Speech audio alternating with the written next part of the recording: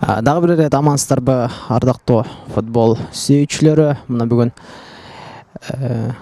10 жашар өспүрүмдөр арасындагы улуттар аралык достук кубогу бүгүн Асылбек Момунов атындагы футбол академиясында болуп жатат.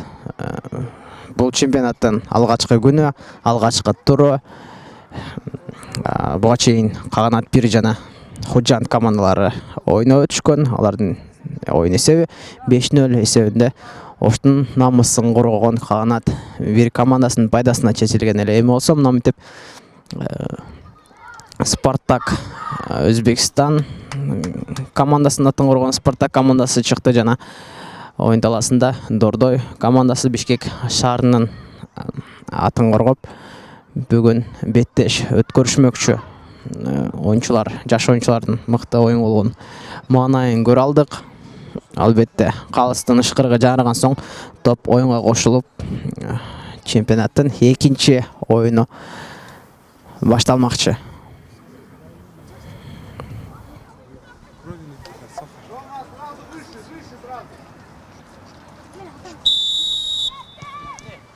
Топ оюнга кошулду. Топ менен Спартак командасы кызыл кийим менен оюн алып барышууда. Ал эми жашыл формада, жашыл кийимде Бишкек командасынын оюнчулары. Бишкек командасы жабылга чыгып барат. Ортоңку бөлүккө берилген пас анык эмес. Кайрадан оң канат топко жетип бара алды. Жана Спартак командасы азыр болсо мына мынтип топ менен мыкты пастарды беришип, өздөрүн жакшы көрсөтө алышууда. Сол канаттан Дордой командасы жабылга чыгып барат. Коргоочулар бирок өткөрүп жиберүүнү каалашкан жок.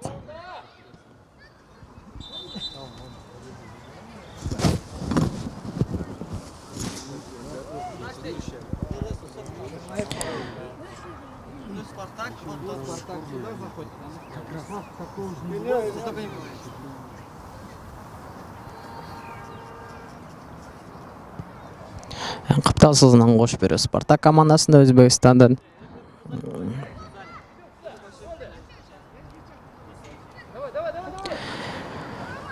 Маалымат үчүн айта кетчү нерсе, 10 жашар өспүрүмдөр арасындагы улуттар аралык достук кубогу. Кубогунун уюштуруучулары Каганат профессионал спорт футбол клубу жана Каганат профессионал клубунун футбол клубунун атын элер комитети. Албетте, мындай уюштуруу иштери үчүн мыкты салым кошкон, мыкты жардам берип жаткан уюштуруучулар, уюштуруу тобуна да чоңдон чоң ыраазычылык билдирип кетебиз. Себеп дегенде, келечектеги кыргыз футболунун ойлогон, келечекте кыргыз футболунан үмүтү чоң болгон инсандар мына бүгүн кыргыз футболуна өздөрүнүн салымын кошушууда.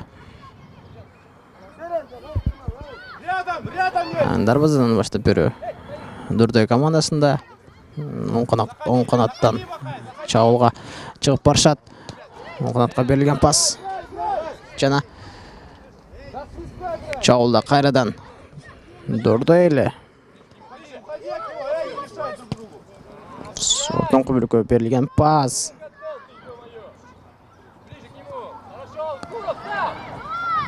Спартак командасы топко, Спартак командасынын чабуулчулары тилекке каршы топко жетип бара алышкан жок.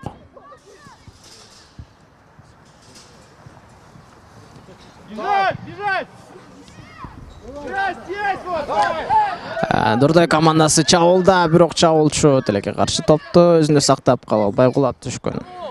Бирок ошентсе да мыкты ачылуусу үчүн коргоочулардын катачылыгын мыкты пайдаланып, жакшы өнөктөшүнө ачылып бергендиги үчүн албетте бул оюнчуну да баалап кетсек болот.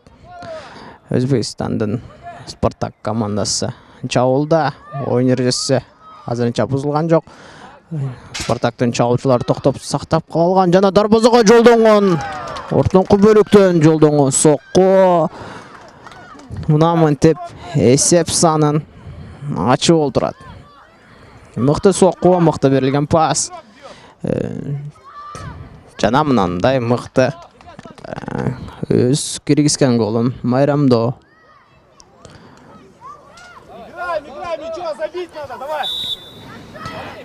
Албетте Дордой командасы да капаланып калбашы керек. Себеп дегенде оюндун болгону алгачкы минуталары жүрүп жатат. Албетте Дордой командасында да андай мүмкүнчүлүктөр болот. Андыктан жеңишке болгон үмүтүн Дордой командасы үзбөшү керек. Капталсызыгынан кошуп берүү. Алдыңкы бөлүккө ыргытып берилген пас, бирок 3 коргоочуга каршы Өзбекстан командасынын оюнчусу ойналып баралган.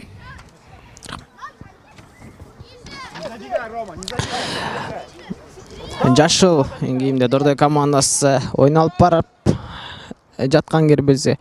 Ал эми Дордой командасынын курамы: биринчи катар санда дарбазачы Мамырбеков, экинчи Мыйманбаев, үчүнчү Сапаров, төртүнчү Шарабидинов, бешинчи Курбаналиев, алтынчы Анарбеков, жетинчи Жаныбеков, сегизинчи Аманбеков. Ал эми запастагы оюнчулар: 10-чу катар санында Дүйшөнкулов, 11-чи Тимуров, 20-чы Тургунбаев, 15-чи Кадралиев. Ал эми бул жолкусунда оюн эреси бузулду. Жана Өзбекстан командасынын оюнчусу өнөктөшүнөн кечирим сурап, чыныгы мындай чыныгы спортчунун сапаттарын көрсөтө алды.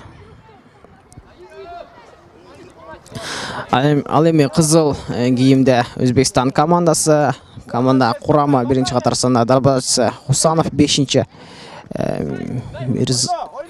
Мирсанзов, төртүнчү Зулфухаров, 9-чу Закиров, 6-чы Тотоев, 7-чи Үткуров, 10-чу Найынжанов, 2-чи Таштемиров. Ал эми Өзбекстан командасынын запастагы оюнчулары. Мыкты сокку Өзбекстан командасында экинчи ирет жаралып, экинчи ирет мынтип командада гол жаралып отурат. Эмнегедир коргоочулар чабуулчуларга, Адамдаш командасынын чабуулчуларына мындай сокку жолдогону мүмкүнчүлүк жаратып жаткан. Экинчи ирет катачылыкты кийинкилеринде кайталабашы керек. Оюн эреси бузулду. Жана Өзбекстан командасы Спартак командасына 11 метрлик айыптоо коюлуп берилди. Бул өтүп жаткан беттештин башка беттештерден айырмачылыгы команда курамында болгону 8 оюнчу ойнойт. Жана анын 7-си оюн талаадагы оюнчулар. Ал эми жалгыз дарбазачы. Өзбекстан командасында дагы бир ирет, Спартак командасында дагы бир ирет эсеп санын өзгөртүү үчүн мүмкүнчүлүк топ алдында 7-чи катар санындагы оюнчу Үткуров бул айып топту тепмекчи.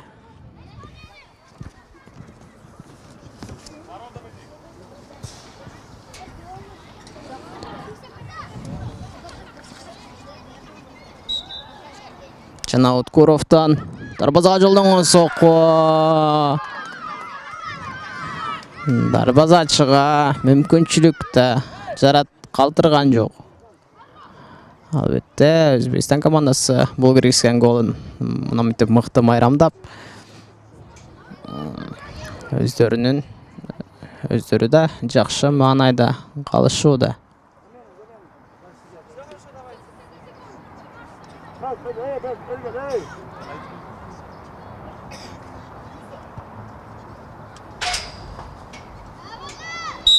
Дордой командасында оюнчулар алмашуусу. Дордой командасы коргонуу бөлүгүнөн акырындап чыгып көрүүгө аракет кылат. Кайрадан топ жоготу. Өзбекстан командасынан дагы бир дарбазага жолдонгон сокку. Тилекке каршы. Бул жолкусу анык болгон жок.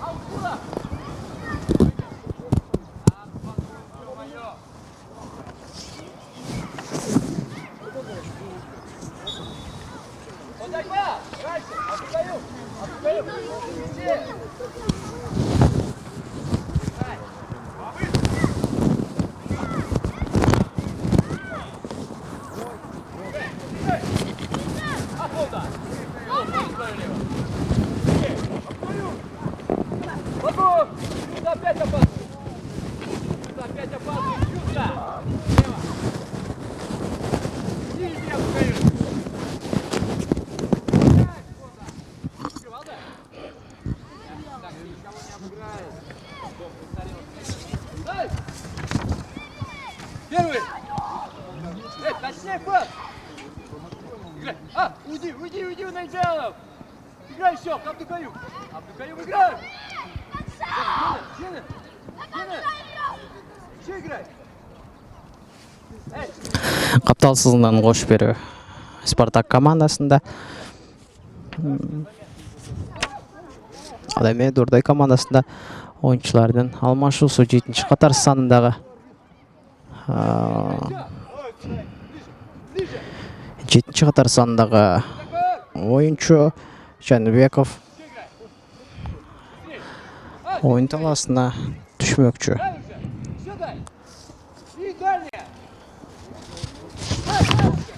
Кайрадан Өзбекстан командасы чагуулда тереңге көтөрүп берилген пас. Дарбазачы жетип барган. Кайрадан коргоочулардын катачылыгы жана топ жоготуу.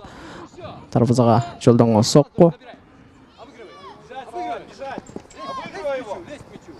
Обыгрывай спокойно! Хорош! Ближе! Хорошо! Вниз мяч! Бьются мимо! Играй! Дай теперь на ход! Дай! Дордой командасын чагуулда болгон эле. Бирок оюнда апсайт абалды. Түзүлүп. Дордой командасынын бул жолку чагуулда жокко чыкты. Чындыгында дал ушул Спартак жана Дордой командаларынын футбол академиясы өтө мыкты деңгээлде өз футболчуларын даярдайт десем жаңылышпайм. Себеп дегенде өздөрүнүн профессионал клубтарда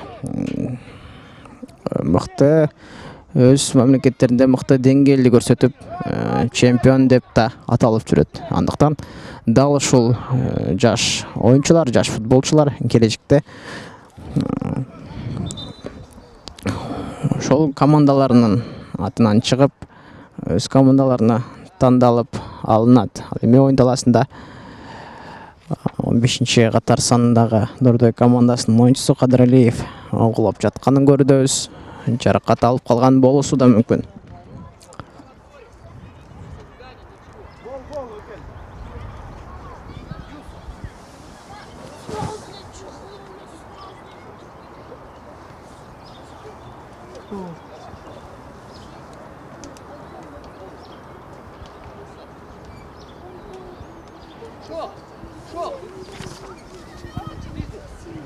Азаматка ешкім жазбады. Азаматка ешкім жазбады кабель боюнча.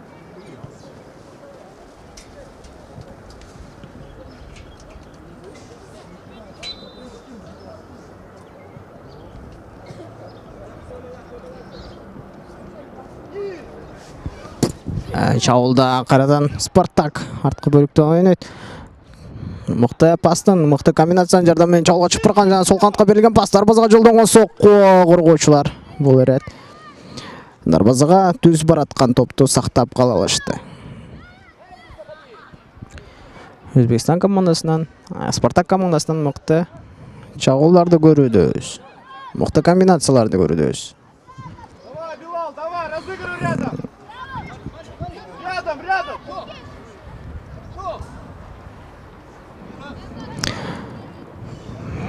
Дордой командасынын ортоң бөлүккө берилген мыкты пасы жана өнөктөштөргө өткөрүп бериши керек эле, бирок топту коргоочуга калтырып калган сол канаттан.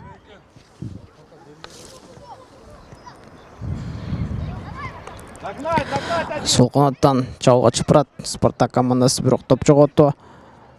Кайра топту Дордой командасы топко ээлик кылып чабуулга чыгып барат. Эки коргоочунун арасына кирип бараткан эле.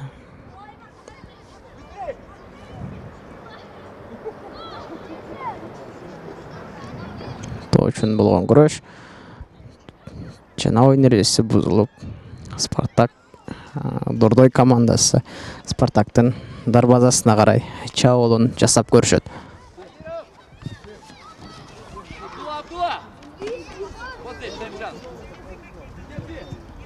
Тереңге көтөрүп билген мыкты пас, коргоочу баш менен ойногон эле бул ирет. Оюн эрежеси бузулган жок. Балким бузулса деле калас оюнду токтотуунун кажети жок экенин белгилеген. Топ экинчи кабатта коргоочулардын мыкты аракети жана оң канатка берилген пас. Кайра ортоңку бөлүккө берилген пас. Тилекке каршы өнөктөшүнө таамай барган эмес.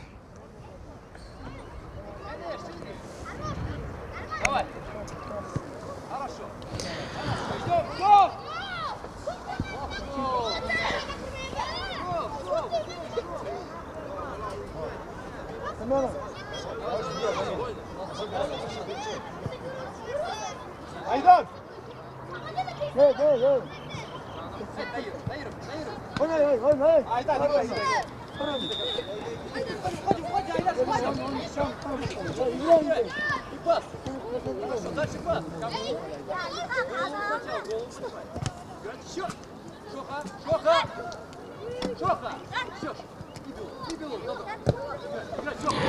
Спартак командасы топту алып калган жана дарбазага жолдон чокко коргоочудан кайтып чыккан эле.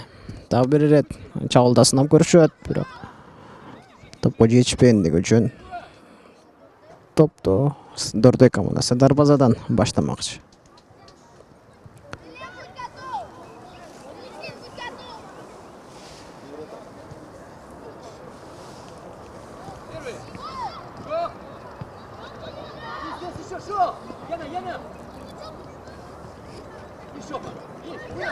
Кайрадан топ жоготу коргоочулардан Спартак чабуулда, бирок дарбазачы өз учурунда дарбазасынан намытып чыгып Спартак командасынын чабуулун токтотуп кое алды.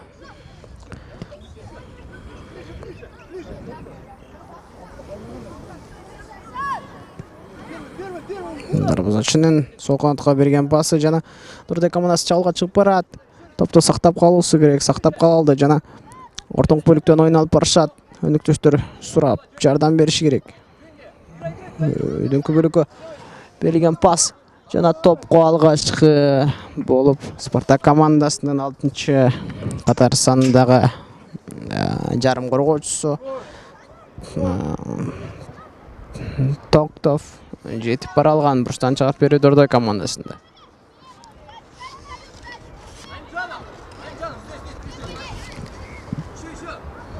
Бурчтан экинчи кабатка көтөрүп бере алган жок Тилекке каршы. Топ оюн таласынан чыгып кеткендиги үчүн демек Спартак командасы топту дарбазадан топту оюнга кошот.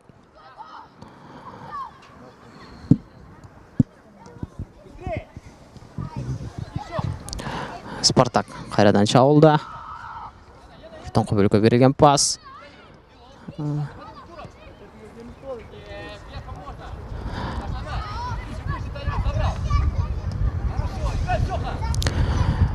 Каршы чабуулда Спартак командасы, бирок оюнчуну кол менен токтотуп калгандыгы үчүн, тагыраак айтканда коргоочуну кол менен токтотуп калгандыгы үчүн Дордой командасы дарбазасынан топту баштап отурат. Эсиңиздерге сала кетчү нерсе, 10 жашар балдар арасындагы улуттар аралык достук кубогу бүгүн Асылбек Момунов атындагы футбол академиясында өтүп жатат. Бул кубокко жалпы 8 команда катышкан. Бүгүн алгачкы күн, андыктан ар бириңиздер ким мүмкүнчүлүгү болсо келип оюндарга күбө болуп кетсеңиздер болот. Oyun talasında oyuncu улап жаткан эле, бирок oyun эреси бузулбаган калыс белгилеп, бурчтан чыгарып берүүнү Дордой командасы алмакчы.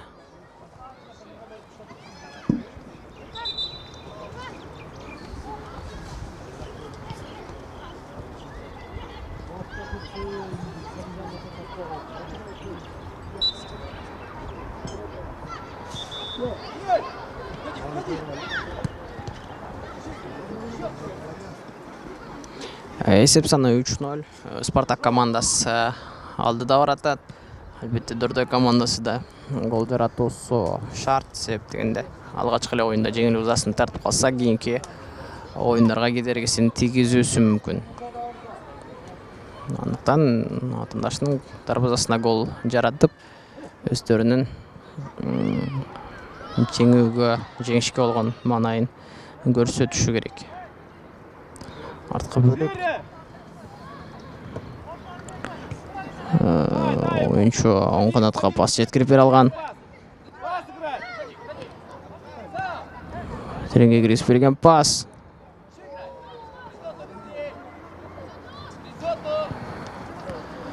Оң канат менен Өзбекстан Спартак командасы жалга чыгып бараткан, бирок топ жоготу. Ортоңку бөлүккө берген пас сол канаттан Дордой командасы чабуулга чыгып көрмөк эгерде бул офсайд абалы жаралбаганда.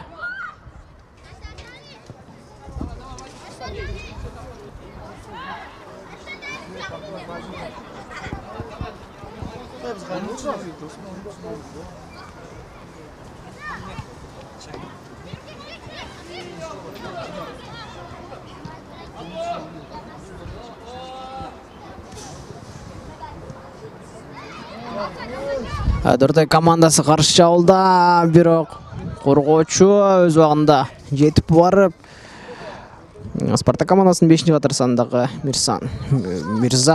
Мирзаксов, кечиресиздер, Мирсаидов. Эгерде кайсы бир оюнчунун аты жөнүн туура эмес айтсам, албетте кечирим сурайм, себептегенде мага келип түшкөн кагазда кол жазма менен жазылганлыгы үчүн ал кол жазмаларды туура окуу кыйынга туруп жатат. Кайрадан чабуулда Дордой командасы, оюн эреси бузулган жок. Өзүңүздөр көргөндөй 4-катар сандагы Спартак командасынын оюнчусу Зулфухаров өзү курактуу балдардан айырмаланып, өтө мындай мыкты сөйлөткө экен десем болот. Кene алыстан караган учурда деле бою узун болуп айырмаланып турат. Ортоңку бөлүккө берген пас жана топко жетип бара алган жок. Чабуулчу бирок ошентсе да бурчтан чыгарып иштеп кала алды. Ал эми ал чабуулду кайтарган 15-катар санындагы Дордой командасынын оюнчусу Кадыралиев болчу.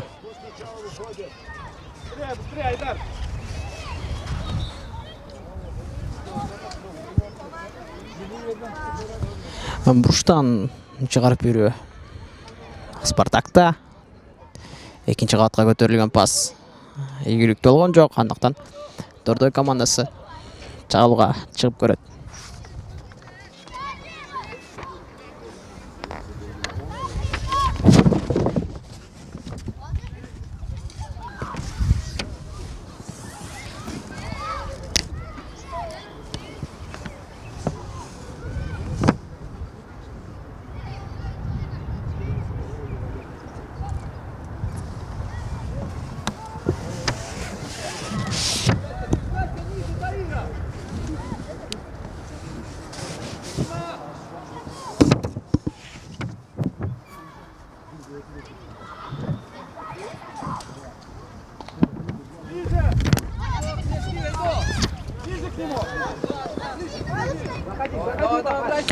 Мыкты аракет менен Дордой командасы чабуулда өнөктөшүнө мыкты пас жеткирип берген жана экинчи кабатка көтөрүү коргоочуга тийип чабуул жокко чыккан эле.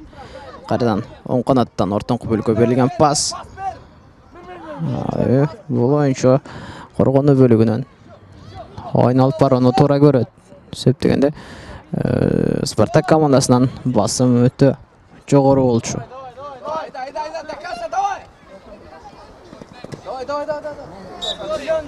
Дай ему счет. Стоп.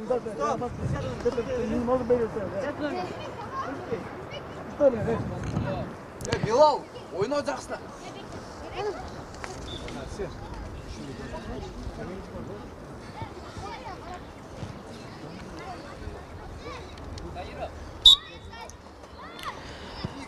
Капталсыздан кошуп берүү Дордой командасында. Ал эми топ жоголгондугу үчүн Спартак командасы жалга чыгып барат. Жарым коргоочу. Оюнчу катар сандагы оюнчу арткы бөлүккө ойногон эле. Ал эми калыстын биринчи бөлүк болгон ышкырыгы жаңырып, биринчи бөлүктө 3-0 эсеп айырмачылыгы менен Спартак командасы өзгөчөлөндү.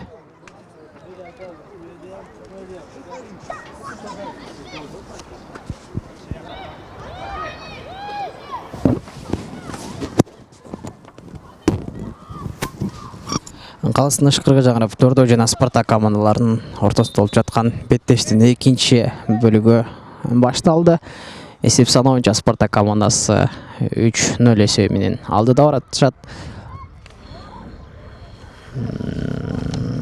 Демек алдыда дагы да болсо голдорго күбө болобуз деген үмүттөмүн.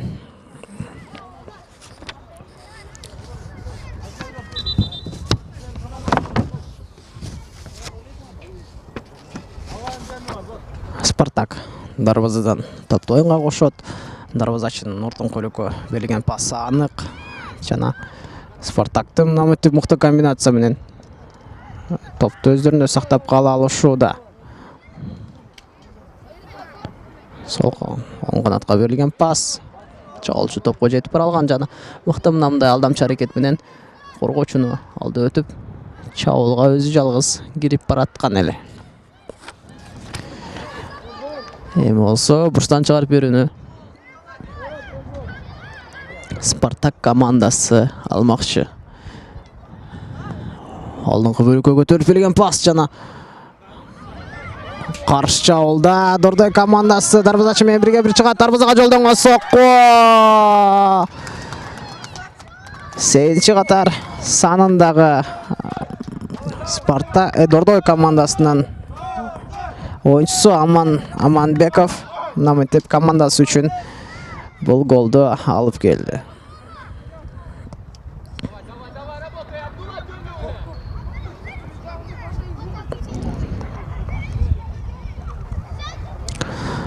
Спартак командасы ортоңку бөлүктөн кайрадан баштайт септегенде. Дордой командасы гол жараткан эле.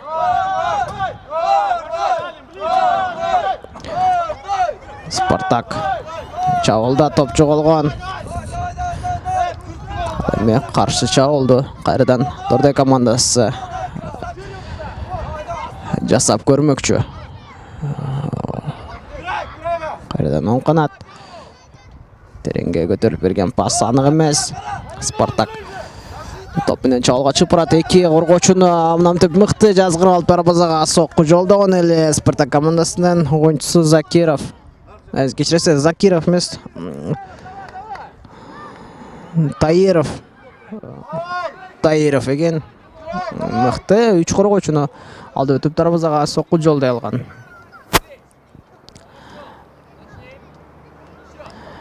Кайрадан чабуулда Спартак капталсыздан топту оюнга кошуп чабуулга чыгып көрөт. Ал эми кайрадан офсайд абалы. Албетте Дордой командасынын күйөрмандары да өз оюнчуларын колдоп турууда жана чабуулда Дордой алдыңкы бөлүккө берилген пас. Бирок Дордойдун бул жолку чабуулу тилекке каршы ийгиликсиз болду. Оң канаттан Спартак чабуулда Коргоочу алда коргоочу мыкты аракет менен атаандашына топту теп каптаасызынан өзүнө топту өз командасы үчүн сактап калган. Чаулда кайрадан Дордой катардагы Чаулу тирке каршы окшогон жок Дордой командасында.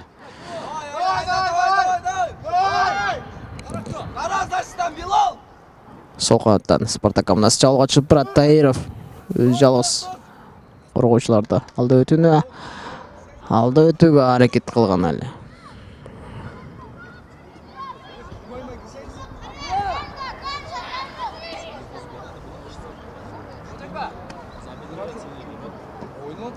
Буртан чыгарып берүү Спартак командасында.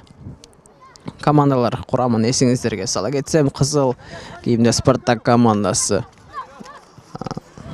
Топ менен Спартак командасы биринчи катар сандагы оюнчу Хусанов, 5-нчи Мирсаидов, 4-нчи Зулфукаров, 9-нчу Закиров, 6-нчы Таиров, 7-нчи Уткуров, 10-нчу Найынжанов, 2-нчи Таштемиров. Ал эми Спартактын запастагы оюнчулары 3-нчү Жуков, 19-нчы Мир Мухаммедов, 23-нчы Насреддинов, 14-нчы Ганижанов. Ал эми Дордой командасы жашыл кийимде ойын алып баратышкан. Алардын Дордой командасынын курамы: дарбазачы 1-нчи Мамырбеков, 2-нчи Мейманбаев, 3-нчү Сапаров, 4-нчү Шарабидинов, 5-нчи Курбаналиев, 6-нчы Анарбеков, 7-нчи катар санында Жаныбеков, 8-нчи Аманбеков. Запастагы оюнчулары 10-нчы катар санында Дүйшөнкулов, 11-нчи Тимуров, 20-нчы Тургунбаев жана 15-нчи Кадралиев. Ал эми команда машыктыруучусу Элимов Токтогул. Жогоруда гана сиздер үчүн кыргыз футболунун келечектеги жылдыздарынын аты жөндөрү айтылып кетти. Кайрадан оюнга кайтабыз. Ортон көпүрккө берилген пас коргоочуда өз жайында. Кайрадан өйдөн көпүрккө берилген пас жана Чаулчуга бирге каршы топ жеткен, бирок ал мүмкүнчүлүктү жокко чыгарган. Чаулчу бул рет катачылык кетиргиси келген жок. 7-нчи катар сандагы Чаулчу менен коргоочунун ортосунда болгон каршылыкта Дордойдун 7-нчи катар сандагы оюнчусу Жаныбеков топту жөн гана оюн таласынан сырткарга терип жиберди. Себептегенде дал ушул кадамга туура болчу десек болот. Буртан чыгарып берүү. 2-нчи катка көтөрүп берген пасты дарбазачы алды жана алдыңкы бөлүккө мыкты пас. Чаула Дордой командасы сокку дарбазага. Бирок дарбаза устунан алыс кеткен эле Аманбеков. Мыкты ачыла алган дарбазачынын дагы кубаттуу соккусу өз өнөктөшүнө тамай барган эле. Эсеп саны 3-1. Дордой командасы Чаулда оюндун 2-нчи бөлүгүндө Чаулда өздөрүн мыкты көрсөтө алышууда.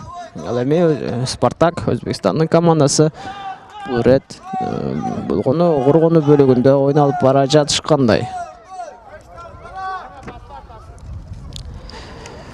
Дордой 2-нчи кабатка көтөрүп берген пасы ойчуга түшкөн. Дарбазага сокку жолдой алган жок, бирок коргоочудан мыкты подкат. Спартак командасы каршы Чаулга чыгат, бирок анысы дарбазачынын колуна келип түшкөн. Дарбазачыдан да бир кубаттуу пас коргоочулардан бул жолкусунда өткөн жок.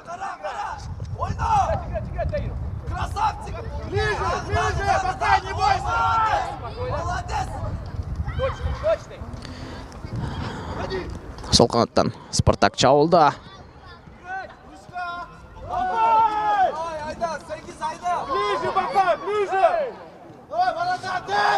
Оң канаттан Дордой командасы чабуулга чыгып барат, топ жоготту. Эми Спартак командасынын коргоочулары тобокелге салбастан топту жөн гана оюн таласынан сырткарга тийип жиберди.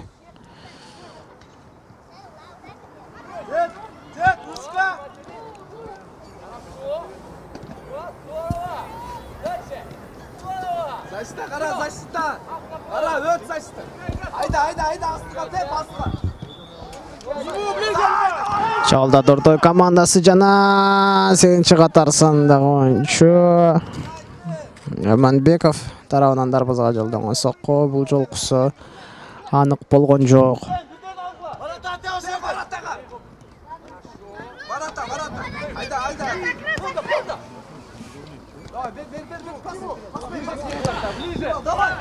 Эми бул ирет каршы чабуулду Спартак командасы жаратат. Албетте коргоочуларда атандашынын чабуулу өз максатына жетпестигинин айласын көрүп, мынтип өздөрүн топко тосуп болсо да чабуулдарын артка кайтарышууда. Экинчи катка кайрадан көтөрүп берген пас каршы чабуулду Дордой командасы жаратат. Сол канатка берилген пас жана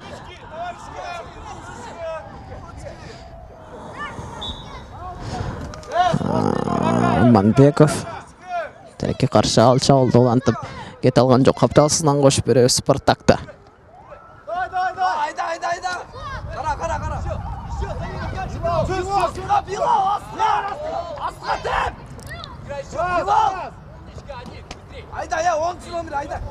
Қара, о, пассажыр. Барата жаққа теп. Давай. Фол.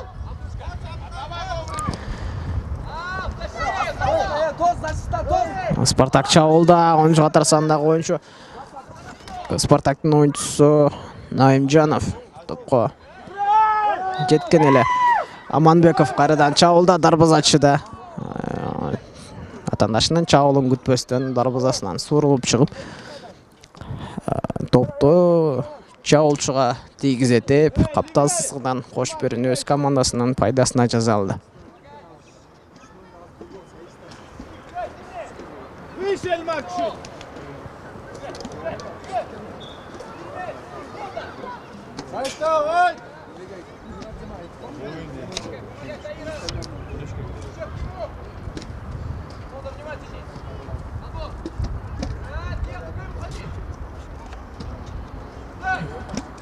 Мыкты коргоочуларды алда өтө алган эле бул ирет Наимжанов, бирок ал чабуулу кайра уланып кеткен жок. Айда. 10-катар сандагы оюнчу өз жагасы чабуулга мынтип кирип барат жана ортоңку бөлүккө берилген пас тереке каршы коргоочуга тийип кайрадан эле Дордой командасынын катардагы чабуулу жокко чыгып олтурат.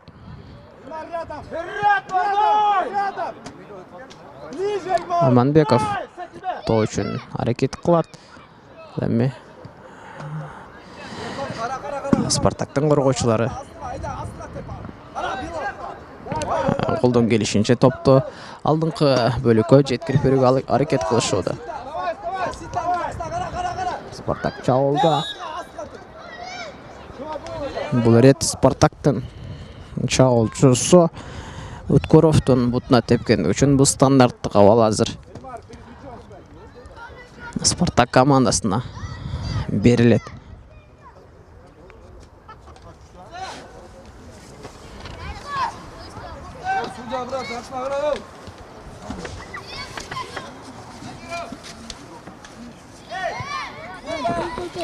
Тоо алдында Спартактын чабуулчусу Наимжанов Билал.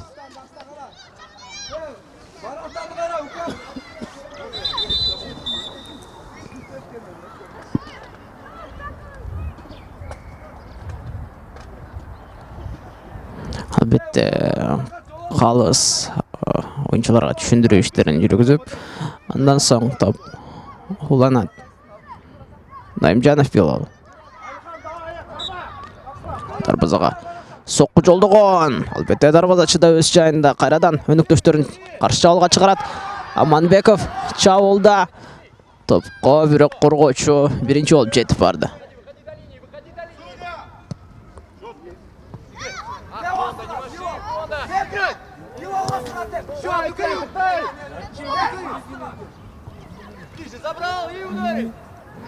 Найымжанов Билал тарабынан дарбазаға жалданған соққы.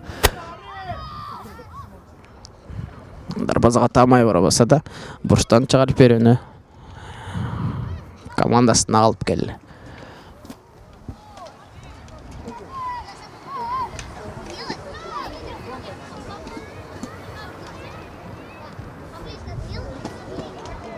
Бұрыштан екінші қабатқа көтеріп беру. Төреке қарсы. Топ. Ал пас мақсатына жеткен жоқ. Сол қанатқа берілген пас. Қайрадан. Топ жоғыту. Қарсы жауылда. Спартак. Мынандай комбинацияларын жардамменен чалуға шығады жана. Найымжанов тарабынан дарбазаға жолданған соққы.